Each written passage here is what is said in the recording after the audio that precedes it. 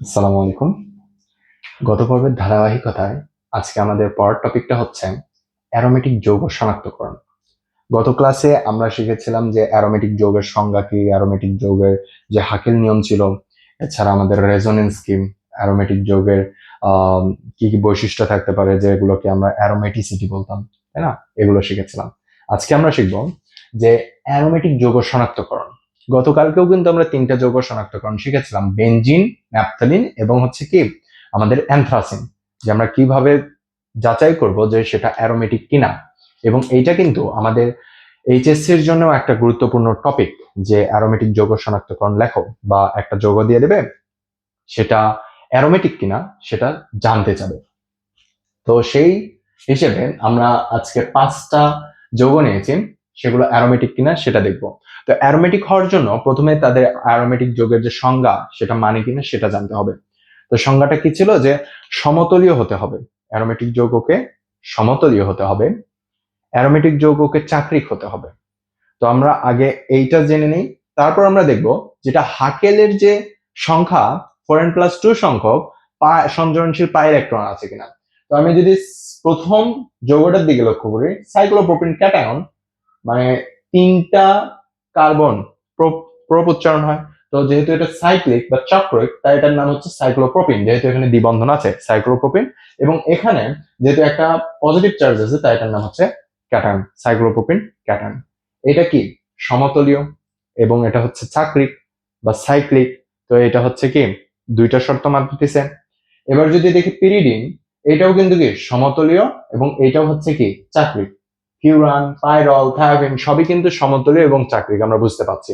তাহলে আমাদের যে 3 নম্বর শর্ত, অর্থাৎ হাকেলের যে নিয়ম 4n+2 সংখ্যক সঞ্চরণশীল পাই ইলেকট্রন আছে কিনা সেটা যাচাই করতে হবে। তো দেখি প্রথম থেকে আমরা শুরু করি।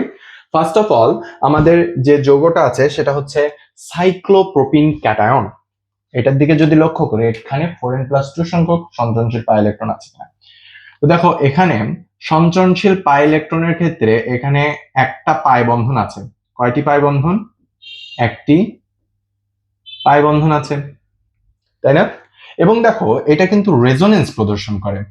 তোমরা জেনে অবাক হবে, দেখো এই বন্ধনটা চাইলেই যখন এখানে আসবে তখন এখানে দ্বিবন্ধন হয়ে যাবে, এবং এইদিকে একক বন্ধন হয়ে যাবে।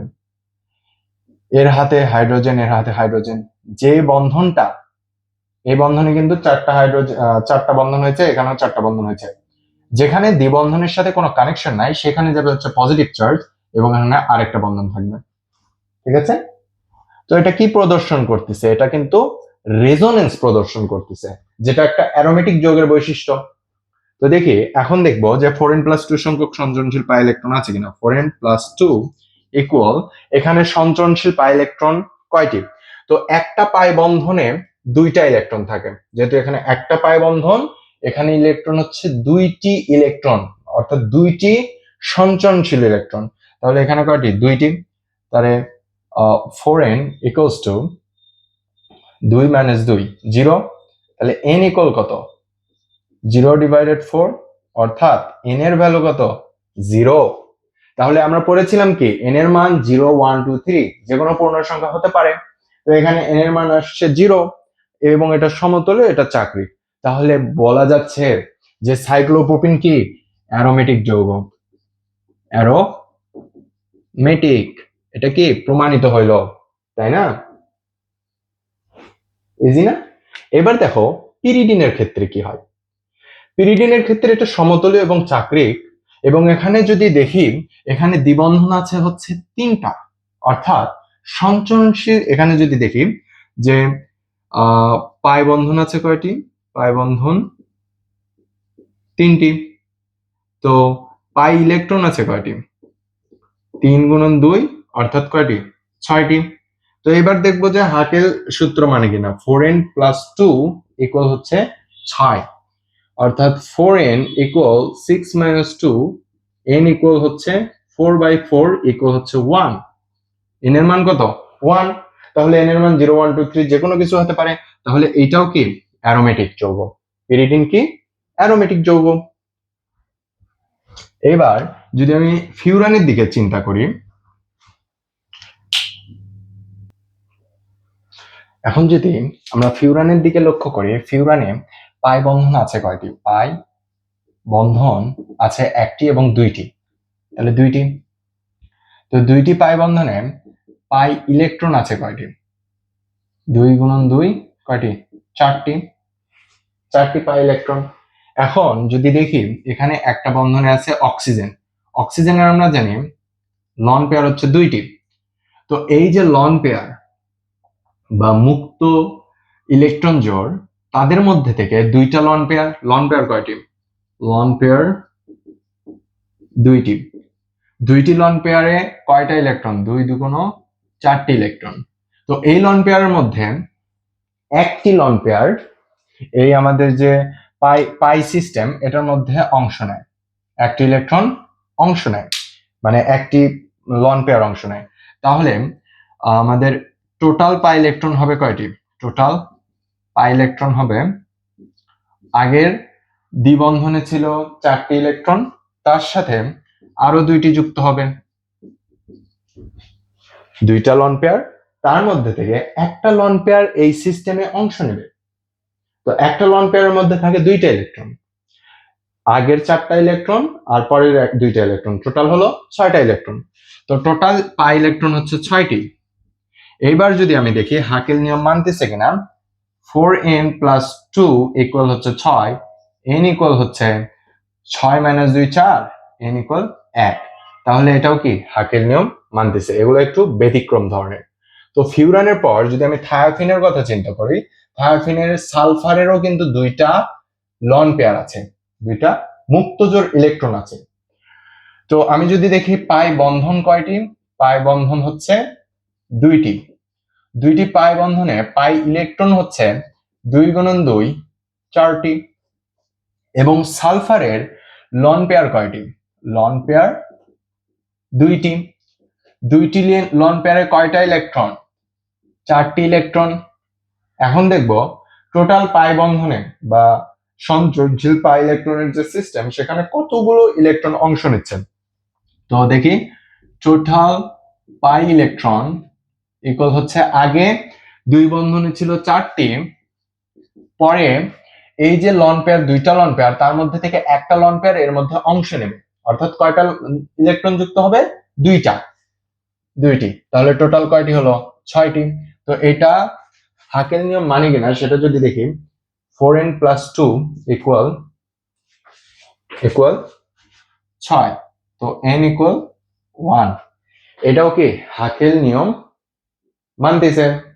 তাহলে ফিউরান থায়োফিন এরাও হচ্ছে অ্যারোমেটিক যৌগ, কারণ এরা হাকেল নিয়ম মানছে। বোঝা গেছে? তো দেখো আমাদের সাইক্লোপ্রোপিন, ক্যাটায়ন, পিরিডিন, ফিউরান এবং থায়োফিন শেষ। আরেকটা বাদ আছে, সেটা হচ্ছে পাইরল। পাইরলের ক্ষেত্রে যে স্ট্রাকচার সেটা সমতলীয় এবং চাক্রিক, এবং এর যে আরেকটা হাত, সেখানে আমাদের আছে নাইট্রোজেন। এই নাইট্রোজেনের 3টা হাতে, একটাতে কার্বন আর একটা হাইড্রোজেন আছে। এখন এর মধ্যে এক জোড়া মুক্তজোড় ইলেকট্রন আছে, অর্থাৎ একটি মুক্তজোড় ইলেকট্রন বা একটি লন পেয়ার আছে। কি আছে? একটি লন পেয়ার। তো একটা লন পেয়ারে কয়টা লন পেয়ার ইলেকট্রন থাকবে? অবশ্যই একটাতে 2টা লন পেয়ার ইলেকট্রন থাকবে। তো আমি যদি দেখি এইভাবে, তো এখানে পাই বন্ধন আছে কয়টি? 2টি। তো পাই বন্ধনে পাই ইলেকট্রন আছে কয়টি? 2 গুণন 2 4টি। এবং এখানে যে নাইট্রোজেন আছে, নাইট্রোজেনের ক্ষেত্রে একটা লন পেয়ার আছে। তো দেখি লন পেয়ার কয়টি? 2টি। এবং লন পেয়ার ইলেকট্রন কয়টি? লন পেয়ার ইলেকট্রন 2 গুণন 2, লন পেয়ার আছে একটি, তাহলে লন পেয়ার ইলেকট্রন কয়টি থাকবে? 1 গুণন 2 2টি, তাই তো? এখন দেখি টোটাল পাই ইলেকট্রন কয়টি? টোটাল পাই ইলেকট্রন, আগে 2 বন্ধে 2 দুগুণ 4টি ইলেকট্রন ছিল এবং নাইট্রোজেনের একটা পাই ইলেকট্রন, তাহলে কয়টা হচ্ছে? 2টা পাই ইলেকট্রন। 4 + 2 ইকুয়াল হচ্ছে কয়টি? 6টি।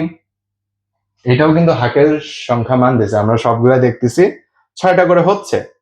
এখানে যদিও 4টা হয়েছে, এখানেও 6টা, এখানেও 6টা, এখানেও 6টা। তো এখানে দেখি 4n plus 2 equal 6 and n equal কত? 6 মাইনাস 2 ডিভাইডেড 4, দ্যাট মিনস 1। তাহলে এটা হচ্ছে 1। n এর মান কত? 1, যা একটা পূর্ণ সংখ্যা। অর্থাৎ পাইরোলো কি? অ্যারোমেটিক যৌগ। তো এর মাধ্যমে আমরা বুঝতে পারলাম যে সাইক্লোপ্রোপিন ক্যাটায়ন, আমাদের পিরিডিন, ফিউরান, থায়োফিন এবং হচ্ছে পাইরল, এরা সবাই কি অ্যারোমেটিক যৌগ।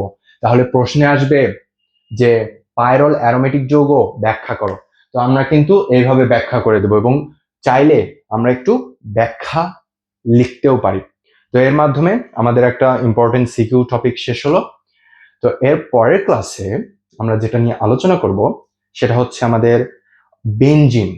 বেনজিনের প্রতিস্থাপক যুক্ত হলে বেনজিনের জাতকগুলো কিরূপ হয়, একক প্রতিস্থাপক যুক্ত হলে, দ্বিপ্রতিস্থাপক যুক্ত হলে, সেগুলো নিয়ে আলোচনা করব ইনশাআল্লাহ। তো সেই পর্যন্ত সবাইকে সুস্থ রাখার জন্য দোয়া রইল। আসসালামু আলাইকুম।